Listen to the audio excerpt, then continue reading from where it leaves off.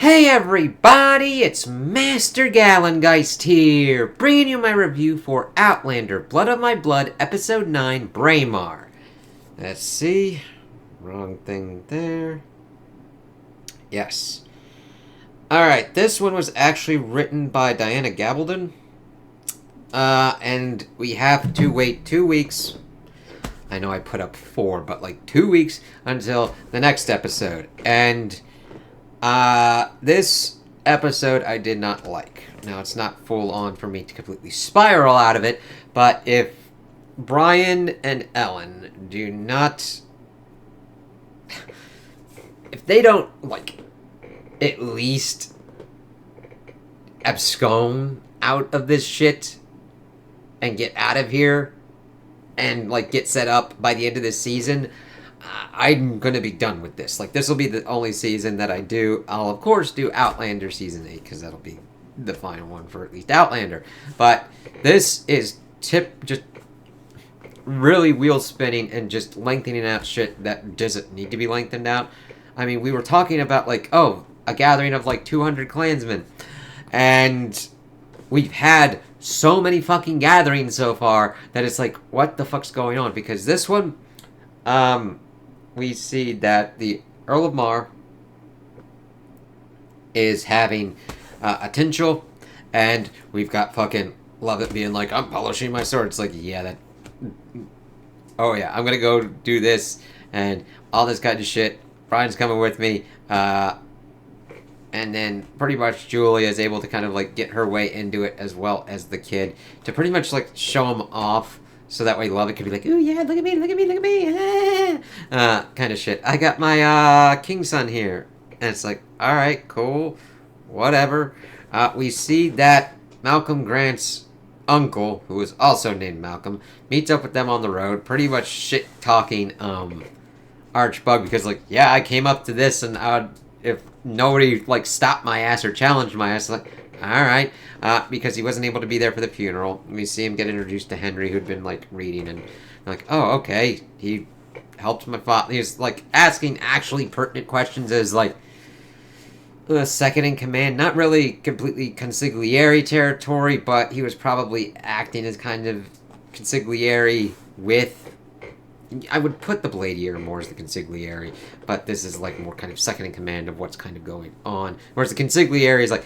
hey, I wouldn't advise going and stealing, like, the Mackenzie's cattle in vengeance.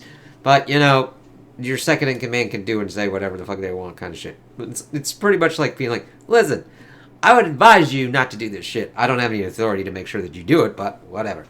But then he pretty much rides to Leoch, and we see that Colum and Dougal are just doing the same old kind of tired dance. It's like, me, me, me, me, me. And then, Ellen's like, alright, whatever. And then Malcolm comes in, and, Malcolm the Elder, being like, hey, I just kind of want to, talk with my niece, kind of shit. And then just pretty much shoos off Colum and Dougal. Pretty much talks to him, hey, you seem kind of alright. You, break my, break his heart. You break Malcolm's heart, I'm gonna fucking rip yours out of your chest. He's like, oh, shit. And she kind of talks a little bit with some people. Like Fitzgibbons is like, yeah, alright, whatever. It's like... so... we then pretty much shifted them at the kind of Braemar thing. We see that Rob Roy gets brought up, and it's another Jacobite kind of thing. And he evidently knows Dougal. He's pretty much saying, hey, let's do this kind of shit and go for the Stuart cause and stuff. And then the Earl's like, hey, watch yourself. We're going to put this shit to a vote. And anybody who even doesn't vote with this will be allowed to pass unmolested. I'm like, yeah, right. And we also get a point where they... a little bit later on in the episode where they pretty much do declare to start doing the kind of Jacobite Rising kind of thing. And they got the flag, and then this thing kind of falls off of it. I'm like, okay, what is this fucking symbolizing? Symbolizing that you're probably going to get fucking kicked in the fucking nuts, but alright, whatever. So we pretty much see that, like, Ellen is advised not to even look at Brian. If Brian's there, we get that Murtaugh kind of pops back up because he's been gone for a little bit. I'm like, where the fuck is his ass at? And pretty much needling, I almost said Jamie, needling Brian, and Brian's like, fuck off, man, just like, whatever. And we see everything kind of like, we do see that before they do the whole kind of voting kind of thing, that Lovett is attempting to ingratiate himself with the Earl, talking about his son and all that kind of shit. And Elder Malcolm just pretty much throws the shit in his face that, like, you're just a lying piece of shit. How Ellen passed the whole kind of thing. And, of course, he is fucked over. The Earl's like, fuck this dude. And I'm just like, Lovett's just a complete asshole. For him to win, everybody else has to lose. Typical of like an asshole. It's like, no. Then of course he starts berating Brian and everything, and Brian is just fucking thunderously pissed off and tells him to shut the fuck up. And then he's like, no, you're not even gonna be here, and then pretty much kicks his ass out. We do see that somehow Dougal and them learn about Ellen's whole kind of thing with Brian, because they do kind of meet up during this like arm wrestling contest, and like, hey, let's go meet up like the Kirk and everything later on, because evidently at every fucking estate there is some decrepit ass fucking church that somebody's got to fuck in. It's like, all right, now that doesn't happen in this episode, but we do get some kind of fucking. It's not sexual fucking. It's more just like, Colin pretty much was like, listen, you don't see him and you break this kind of shit off completely, and I won't harm him. And she actually goes even kind of deeper and goes into like, but he's like threatening to send like these assassin motherfuckers at him. And I think this is more kind of a red herring, because later on in the episode, assassins are sent after Brian, but I believe it's more Lovett sending it after him because of how Murtaugh's like, these fuckers are coming after your ass. It's like, if somebody's going to kill you, I'm going to kill you. It's like, oh my god. The reason this is getting annoying to me is because of how stretched out this shit is. If you were just handling Brian and Ellen, and we wouldn't have breaks of like, where the fuck is Murtaugh at? We would have actually dealt with this shit, but the thing is, we spent so many episodes just doing rehashes of like the Rising shit. That's, now I do know that like multiple Risings and shit has been like to help put a Stewart back on the throne. This just feels like redoing shit that we've already seen in Outlander that was done better for me. If you don't get that vibe, that's cool. That's awesome. I don't want to fuck your shit up, alright? That's awesome. It is just not working for me, as I'm just like, oh god, whatever. Because we get Rob Roy pretty much talking to Dougal, oh, like you had all that kind of shit and everything. Colin kind of going at his ass and be like, you're fucking doing shit behind my back, motherfucker. Am I the Laird or not? Kind of shit. It's like, yeah, this... I don't even know how they kind of survived to get to the Outlander point, to be honest with you, because I'm questioning their abilities to do basic thought processes, let alone utilize a spoon at this point. God damn it. So Ellen then goes and pretty much breaks it off with Brian, pretty much saying a lot of kind of bullshit, even though Brian understands what's kind of going on. She also kind of talks to Julia and gets Julia's kind of whole spiel of what's kind of going on. We do see that Henry figures out that, like, they're married. It's like, what the fuck? And Julia tells everything to Ellen of, like, what she's done to kind of protect her baby and all that. Henry going to Ned to pretty much get help of, like, escaping. At this point, he's like, listen, I gotta get out of there because the Grants fucking lied to my ass.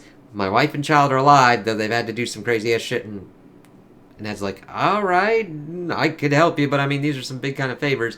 Ned then goes and, like, does a small favor to tell him, to send a note to Julia of where to meet, sealed with a kiss kind of shit. They do kind of meet up, but they aren't able to escape because Lovett's fucking asshole is kind of looking out at Julia. She doesn't also have the baby with her.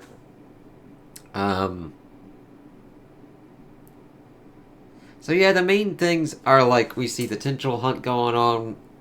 Brian pretty much is a beater. He's like, fuck this shit.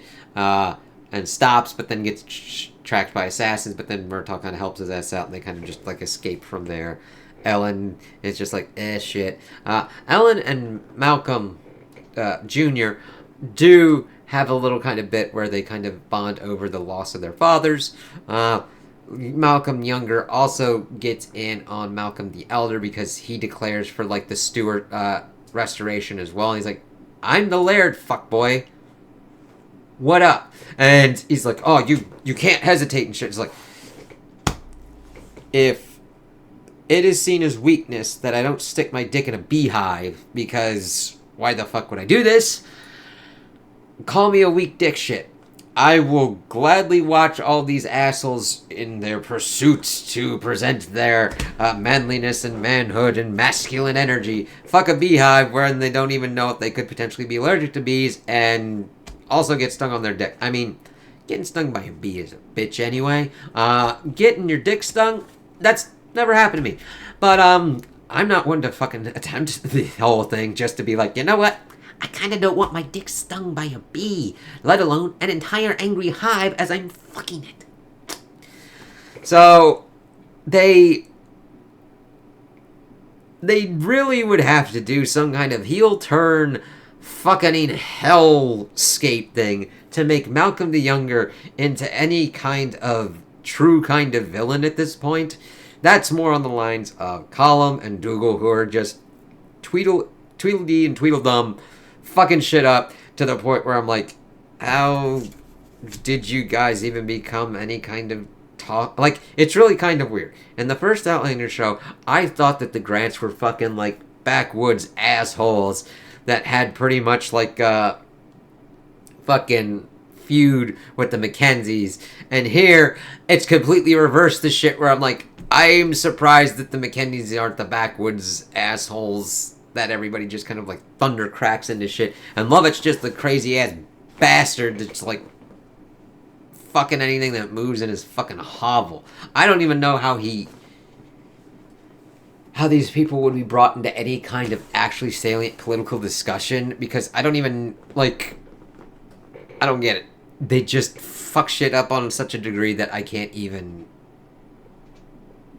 take them seriously at this point. I took them more seriously in Outlander because they were presented and executed more seriously on what was kind of going on.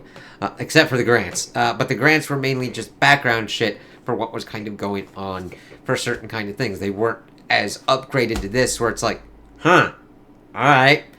And I love how it's always assholes that want more power of like, oh yeah, I'm an Earl, but if I get this, like, if I get this steward on the throne, I could probably get even kind of bigger. It's like, alright, you greedy shitbird, let's see what fucking happens to your ass.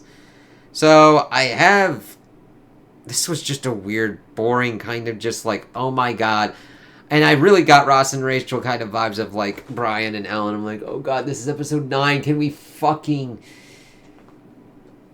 How are we going to stretch this fucking thing into another season? Like, I know there's another season, but I thought they'd at least be, like, absconded off and probably at least married at this point. Let alone by the end of the season, and I don't even think we're going to get that. It's like, so I don't have hope for this ending, so we'll see how that kind of works.